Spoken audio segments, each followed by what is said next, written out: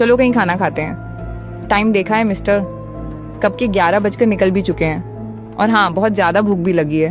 हाँ, यहाँ एक ढाबा है, अच्छा खाना मिलता है यहाँ। तुम्हें कैसे पता? वरुण ने कोई जवाब नहीं दिया, सिर्फ हल्के से मुस्कुराया। उसे ऐसा लगा मानो उसे ये कहना ही नहीं चाहिए था। गाड़ी धूल भरे कच्चे रास्ते से मुड़कर ढाबे के सामने आकर रुकी। ढाबे की पुरानी लकड़ी की छत और दीवारें धुएं और धूल से काली पड़ चुकी थी। वरुण और चंदना ने ढाबे के भीतर कदम रखा। अंदर का माहौल भी कुछ खास अलग नहीं था। 3-4 पुरानी लकड़ी की टेबल, जिनमें से बस 2 पर ही लोग बैठे थे, और एक कोने में एक औरत बैठी थी। दिखने में वो वरुण और चंदना की उम्र की ही लग रही थी। उसे देखकर चंदना धीरे से वरुण के कान में फुसफुसाई, वो औरत इतनी मायूस क्यों लग रही है? वरुण ने भी नजर घुमाकर उसकी ओर देखा। दोनों की आंखें उस अनजान महिला पर टिक गईं।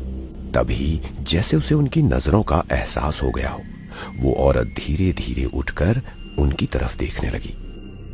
उसने अपनी धीमी और थकी हुई आवाज में कहा, मैं निकिता, मेरी कार खराब हो गई है।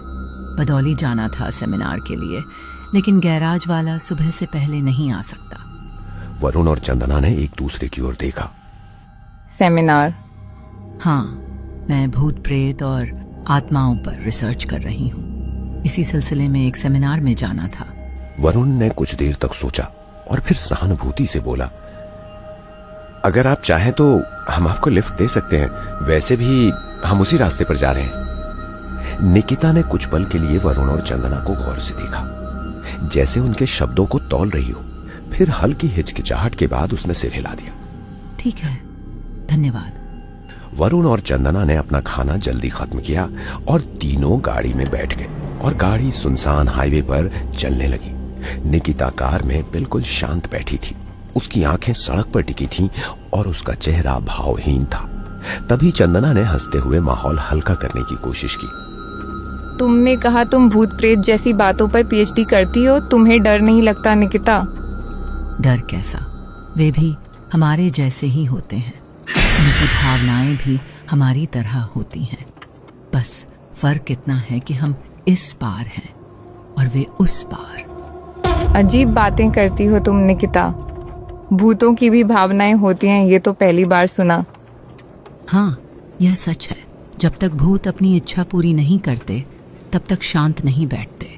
उसे पूरा करने के लिए वे कुछ भी कर सकते हैं। कुछ भूतों को मर्दों से नजदीकी पसंद होती है, इसलिए वे रूप भी बदलते हैं।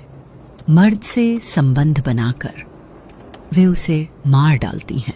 यह भूत मर्दों को ललचाता है। और बस करो अब, मुझे तो इन बातों से बहुत डर लगता है। तुम्हारी जगह मैं होती तो कभी ऐसे भयानक टॉपिक पे पीएचडी नहीं करती। मैं भी किसी खास कारण से इस टॉपिक तक खींची चली आई हूँ। खैर छोड़ो, तुम लोग इतनी रात को हाईवे पर कैसे? हम लोग मेरे गांव जा रहे हैं, आपके बदौली से कुछ ही दूरी पर है।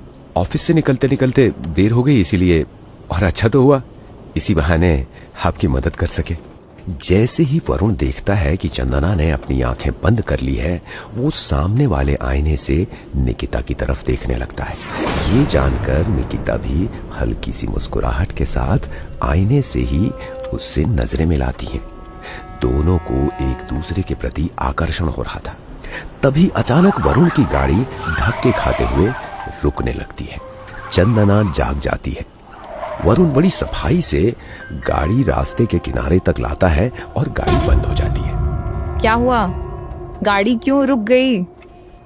वरुण ने माथे पर शिकन डालकर स्टीयरिंग पर हाथ फेरा और दोबारा इंजन स्टार्ट करने की कोशिश की, मगर कोई प्रतिक्रिया नहीं हुई। उसने बार बार कोशिश की। शायद आज हमारे साथ ये होना लिखा था, इसलिए कार बंद पड़ गई। प्लीज निकिता, मुझे डर लग रहा है। अरे मैंने तो बस मजाक किया था। कुछ नहीं, जैसे बंद हुई थी वैसे ही शुरू भी हो जाएगी।